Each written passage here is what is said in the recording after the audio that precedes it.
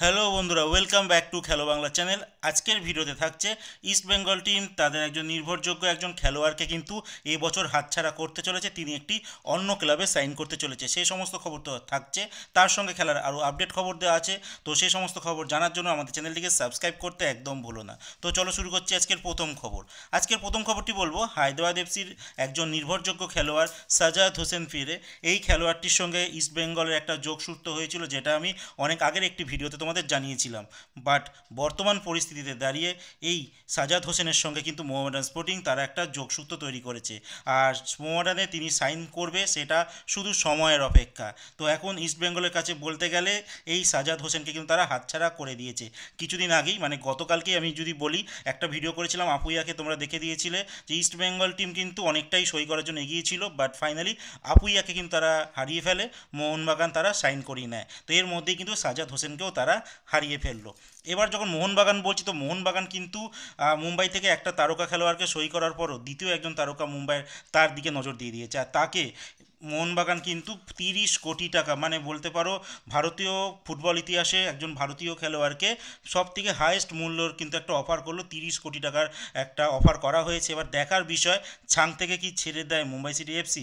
যদি Mumbai city FC এই Chang থেকে ছেড়ে দেয়, তাহলে কিন্তু মুম্বাই এই মরশুমে দারুণভাবে বিপাকে পড়বে। তো বলে রাখি, এই একজন ইন্ডিয়ান খেলোয়াড়, তার এত অ্যাসিস্ট রয়েছে, তো যেখান থেকে ফরেন যারা স্ট্রাইকার পজিশনে খেলে তারা কিন্তু প্রচুর গোল করে, যেটা মুম্বাই সিটি এফসিতে আমরা দেখেছি।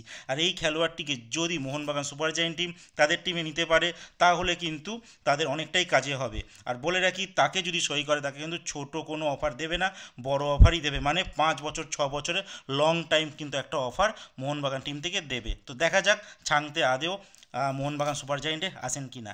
এবার বলবো জিকসানের কথা। জিকসান সিংয়ের সঙ্গে কিন্তু অনেক দিন ধরেই মোহনবাগান টিম কথাবার্তা চালাচ্ছিল, বাট শোনা যাচ্ছিল যে জিকসানের সঙ্গে 1 বছরও কিন্তু কন্ট্রাক্ট এখনও রয়েছে কেরালা ব্লাস্টারে। আর তিনি যেহেতু ফ্রি নন এখনও অবধি, তো তার থেকে কিন্তু ইন্টারেস্ট মুখ ঘুরিয়ে ফেলেছে। আর এই মুহূর্তে দাঁড়িয়ে আমার পার্সোনাল যা ওপিনিয়ন বলে, ইস্ট বেঙ্গল যদি এই জিকসানের সিংয়ের সঙ্গে যদি একটা লিঙ্ক আপ তৈরি করে, তাহলে ভালোই হবে। তো দেখা যাক কী করে। এখনও অবধি কিন্তু জিকসান সিং কেরালাতেই রয়েছে, তিনি কিন্তু কোনো ক্লাবে সাইন করেননি। আর শুধু ইস্ট বেঙ্গল কেন, এছাড়াও যদি বলি 3খানা কিন্তু ক্লাবের অফার রয়েছে, যেটা মার্কাস জানাচ্ছে এই জিকসেনের কাছে।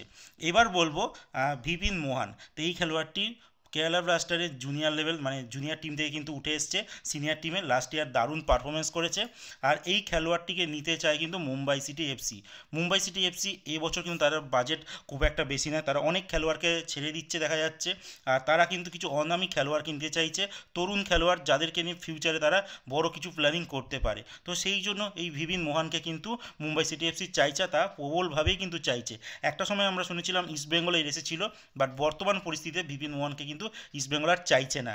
তো দেখা যাক এই ভিভিন মোহান নতুন মরশুমে কোথায় আছে। আর বলে রাখি, তার কিন্তু কেরালা ব্লাস্টারের সঙ্গে কিন্তু এখনও চুক্তি রয়েছে। তো যদি চুক্তি ভেঙে যায় বা ট্রান্সফার ফি দিয়ে যায়, সেক্ষেত্রে মুম্বাইকে কিন্তু ভালো টাকা একটা পে করতে হবে। লাস্ট যে খবরটি বলবো ইস্ট বেঙ্গলকে নিয়ে, ইস্ট বেঙ্গল কিন্তু তাদের একজন খেলোয়াড়কে হাতছাড়া করে ফেললো। সেই খেলোয়াড়টির নাম হচ্ছে মহিতোষ রয় রাজবংশী।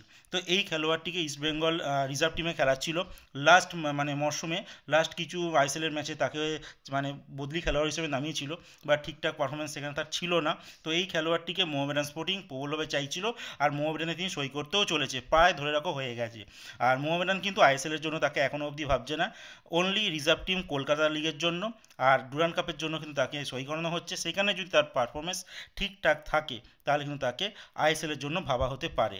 তো মহিতোষের কাছে একটা ভালো অফার রইল, যে তিনি যদি এই দুটো টুর্নামেন্টে ভালো খেলতে পারে, তাকে আইএসএলের মঞ্চে মোহামেডান স্পোর্টিং হয়ে কিন্তু আমরা খেলতে দেখতে পারবো।